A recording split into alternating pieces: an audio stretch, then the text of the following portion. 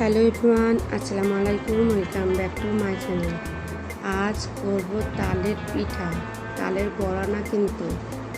আর এই তালের পিঠা দেখতে পাচ্ছেন কত দারুণ খেতে, দুর্দান্ত টেস্ট, অসম্ভব মজা। একটা ভেঙে এভাবে দেখিয়ে দিচ্ছে আপনাদেরকে কেমন হতে পারে, খেতে কতটা দারুণ। তো আমি এখানে আগে থেকে এই তালটাকে এভাবে আমি পরিষ্কার করে নিয়েছি আর ফ্রিজে রাখছিলাম। এখান থেকে তাল আমি হাফ নিয়ে নেব, নিয়ে পিঠার জন্য। তো এইভাবে কি খুব ভালো করে আমি তালের গোলাটা নিয়ে নিচ্ছি, নিয়ে চুলা কিন্তু মিডিয়াম আঁচে রেখে তাল জাল দিয়ে নেব। জাল দিয়ে নিচ্ছি, স্বাদ মতন লবণ দিয়ে খুব ভালো করে তালের সঙ্গে মিশিয়ে নিতে হবে, যাতে করে লবণ তালের সাথে মিশে একটা সুন্দর টেস্ট আসে।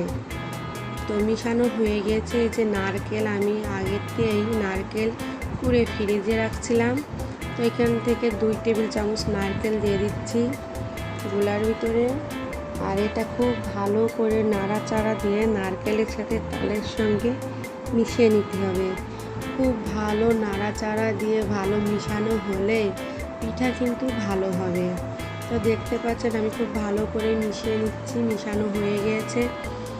আর চুলা কিন্তু আমি মিডিয়াম আঁচে রেখে এই কাজগুলো করছি। চুলা অবশ্যই মিডিয়াম আঁচে রাখতে হবে। এই যে এই পর্যায়ে আমি দিয়ে দিচ্ছি মেজারমেন্ট কাপের 1 কাপ জাল করা দুধ দিয়ে খুব ভালো করে তালের সঙ্গে মিশিয়ে নিতে হবে।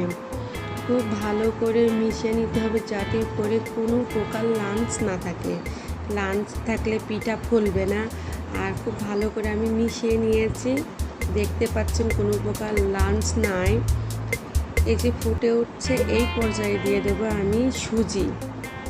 এটা মেজারমেন্ট কাপের 1 কাপ সুজি দিয়ে দিচ্ছি,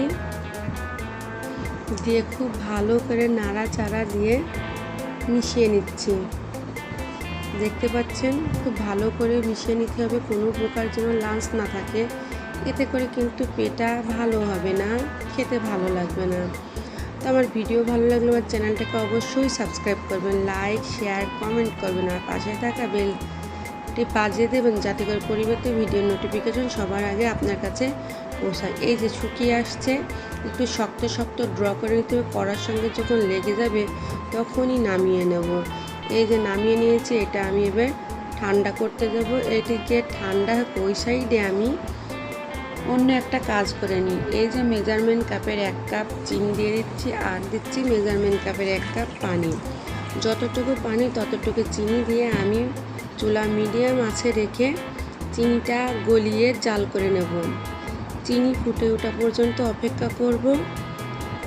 এভাবে যতক্ষণ না চিনি গলে ততক্ষণ নাড়তে থাকবো। চিনি গলে আসলে ভালো ফলাফল আসবে। এই যে গলে আসছে আর চিনি ফুটে উঠছে, ফুটে খিরসা হয়ে গেছে, বেশি জাল করব না।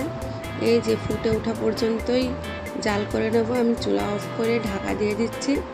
এই সাইডে খিরসা ঠান্ডা, এই সাইডে আমি এটা খুব ভালো করে হাতের সাহায্যে চেপে চেপে মেখে নিতে হবে। হাতের সঙ্গে যখন দেখবেন লেগে যাচ্ছে, তখন হাতে একটু তেল নিয়ে নেবেন।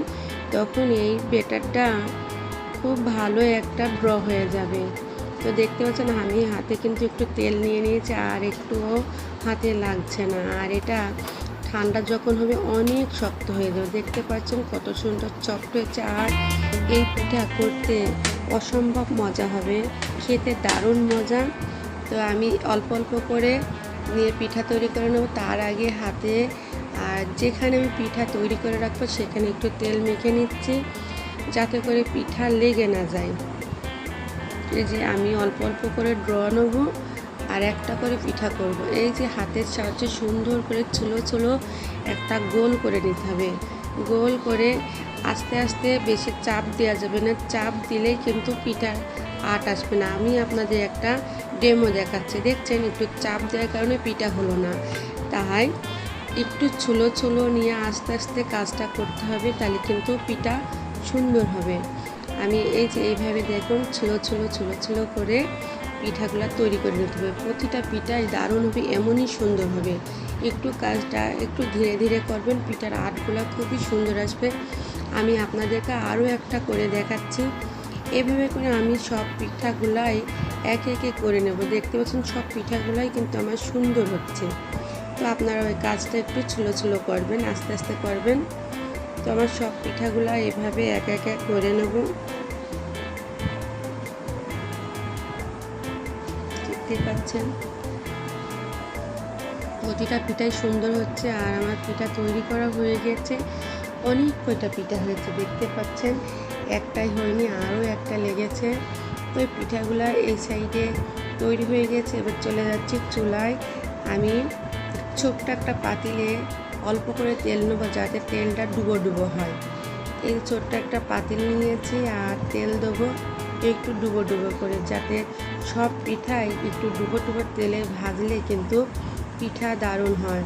তো চুলা আমি মিডিয়াম আঁচে রেখে হালকা একটু গরম হয়ে আসলে পিঠা দিয়ে দেবো। একটু ভালো গরম হয়ে আসলে পিঠাগুলো দিয়ে দেবো, দিয়ে খুব ভালো করে ফ্রাই করে নিতে হবে। একটু পাকা কালার করে ফ্রাই করে নিতে হবে, এমন না কালারটা আরও পাকা হবে। আপনাদেরকে খুব ভালো করে দেখিয়ে দিচ্ছি, কালারটা পাকা হলেই কিন্তু পিঠা সুন্দর হবে, পিঠা খেতে দারুণ লাগবে।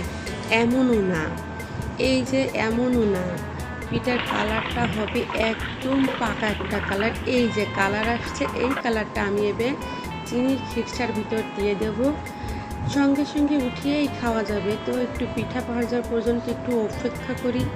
এই যে একে একে আমি সব পিঠাগুলো এভাবে করে ভেজে নেব।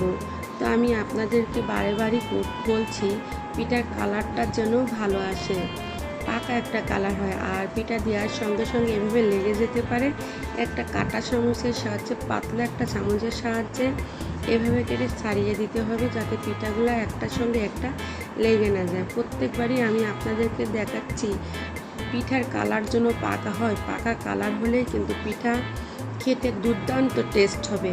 একটু কাঁচা করবেন না, চুলা কিন্তু মিডিয়াম আঁচে রেখে এই পিঠাগুলো সব ভেজে নিতে হবে। চুলা হাই করা যাবে না, পাকা কালার আসবে কিন্তু পিঠা ভালো হবে না। দেখতে পাচ্ছেন কত দারুণ হয়েছে, খেতে অসম্ভব মজা। আজ এই পর্যন্ত, আল্লাহ হাফেজ।